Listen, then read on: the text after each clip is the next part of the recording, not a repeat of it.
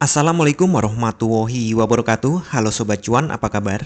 Semoga sehat selalu dan banyak rezeki. Jumpa lagi ya dengan saya Laras Lesdiantoro di edisi tanggal 20 Mei tahun 2026. Kemarin market turun, jadi harga emas turun lebih dari 2% pada hari Selasa akibat penguatan dolar dan kekhawatiran inflasi yang terus meningkat. Kondisi ini membuat ekspektasi kenaikan suku bunga The Fed tetap tinggi, sehingga imbal balik obligasi pemerintah AS Amerika Serikat atau Treasury Yield ikut naik. Nah, kenaikan yield membuat emas kurang menarik karena tidak memberikan bunga. Sementara dolar yang lebih kuat membuat harga emas menjadi lebih mahal bagi pembeli dengan mata uang lain. Selain itu, tingginya harga minyak mentah Brent, harga minyak Brent itu kembali naik sehingga turut memicu kekhawatiran inflasi global akibat naiknya biaya energi. Ya, meskipun prospek jangka panjang emas masih dianggap positif, analis menilai kondisi perekonomian saat ini memberi tekanan pada emas dalam jangka pendek. Investor kini menunggu real notulen rapat terbaru The Fed untuk melihat arah kebijakan suku bunga selanjutnya. Jadi di kalender ekonomi nanti malam jam 1 dini hari ada FOMC minute. Ya, kita tunggu aja hasilnya seperti apa. Dan untuk emas masih berada dalam tekanan bearish kuat pada timeline harian maupun H1. Nah, ini H1, tekanannya terlihat kuat. Seperti biasa ya, terlihat dengan high low, lower high, lower low, lower high, lower low yang terus-menerus terjadi. Dari grafik daily, balik lagi ke daily, terlihat harga gagal mempertahankan area di atas 700 sampai 800. Ini ya gagal, kemudian terus membentuk lower high, lower low. Sementara H1 tekanan jual masih dominan. Yang tadi H1. Sementara H1 tekanan jual masih dominan dengan candle bearish beruntun nih. Bearish beruntun di area sini 4.580 hingga turun ke 4.480-an. Nah, di sini kalau kita perhatikan secara candlestick di harian ini, saya zoom lagi. Candle hijau hari Senin itu dimakan candle merah hari Selasa. Jadi secara teknikal hari ini tekanan seller kuat dan sudah berhasil membentuk low. Nah, ini trikinya di sini. Seperti kemarin naik, harusnya naik, ternyata hanya membentuk high, kemudian turun dan terjadi anomali menembus low bawah. Artinya candle kemarin Senin dimakan candle kemarin Selasa, dan hari ini secara teknikal seharusnya turun. Jadi untuk bias intraday, bias utama masih bearish continuing. Selama harga berada di bawah 4.500, seller masih mengontrol market. Ya, masih di bawah ya. Saya balik lagi ke 1 jam. Jadi kita berada di bawah garis ini.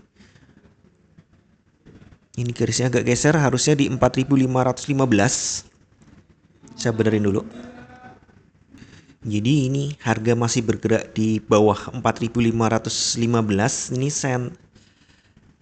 Ini seller masih mengontrol market. Potensi pergerakan hari ini turun sudah kena ya 4.480, maka membuka jalan ke 4.465. Ini membuka jalan ke sini. Dari low ini ya. Saya tandain dulu.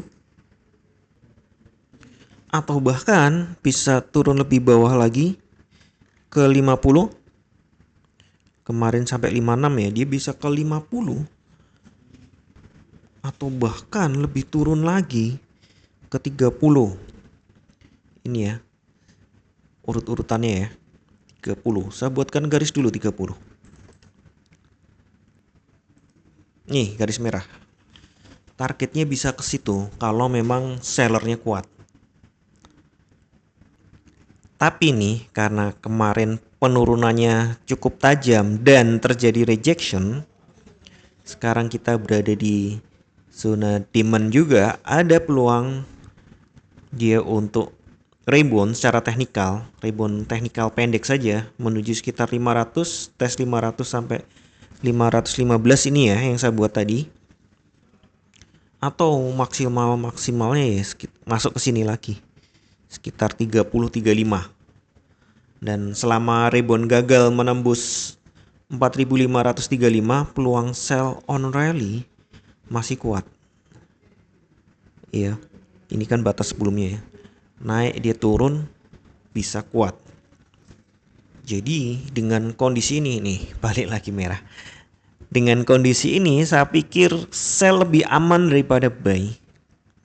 Jadi Anda bisa cari teknik-teknik tertentu untuk melakukan sell. Nah, ini MACD yang ada ke bawah juga MACD merah. Nah, cari-cari kondisi seperti ini, ada persilangan ke bawah, ambil sell. Kalau contoh sini sellnya di sini ya. Kemarin jam 11 siang sell dapatnya lumayan sih. Dari 540 gitu aja ya biar gampangnya. Ini kan crossnya di sini, baru ambil di sini. Kemudian kalau kita biarkan sampai hari ini ke 466, lumayan tinggi. Dari 40 gitu aja deh. Sekarang ini terendah tadi sempat di 56. Ya, lebih dari 70 poin. 70 juta coy. Tapi tentu modalnya nggak bisa mepet-mepet ya. Karena kalau dengan teknik ini kan ketahanan dananya juga harus kuat. Mengingat pergerakan harga emas akhir-akhir ini wow banget gitu. 100 itu kayak kecil. Nah, ini untuk RSI, crossnya di sini. Sell di sini malah lebih tinggi dia. Dari 62 ke 56. Wow. Ada 100 juta coy. Iya, tapi ya sekali lagi saya ingatkan kembali, tidak ada satupun analisa yang 100% benar. Anda tetap harus bijak dalam bertransaksi, atur volume transaksi Anda agar sesuai dengan kekuatan dana Anda, dan siapkan money management agar jika ternyata harga bergerak tidak sesuai dengan prediksi atau posisi terbuka Anda, maka Anda bisa segera melakukan antisipasi secara cepat dan tepat. Oke, sekian dulu informasi dari saya. Semoga kita semua cuan hari ini, lancar, berkah, manfaat, dan tetap sehat. Amin. Wassalamualaikum warahmatullahi wabarakatuh.